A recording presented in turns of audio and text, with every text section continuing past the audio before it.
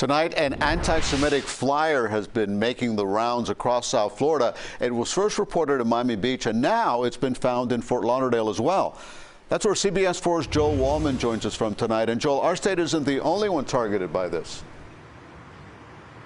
Elliot, that is correct. As you mentioned, 2 more South Florida cities are now targets of this hate. And residents of North Miami and here in Fort Lauderdale are saying they're getting concerned.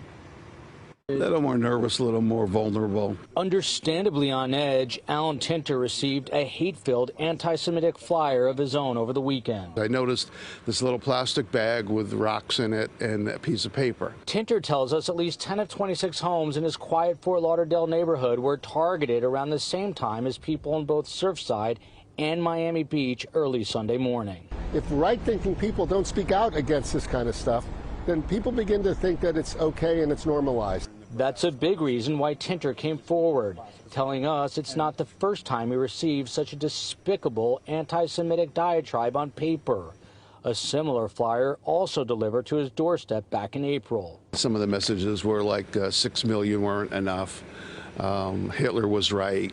Those kinds of things, references to what went on in World War II and Auschwitz. The city of North Miami was also hit, along with at least 8 other states, including Alabama, California, Colorado, Idaho, Illinois, North Carolina, Texas, and Vermont. We have about double the number of acts of harassment, vandalism, and violence today than we did just a few years ago. The ADL and FBI both now actively trying to get to the bottom of who is hiding behind such a malicious and cowardly act. It's just hard to imagine that anybody has this much hate, and hate inside of them.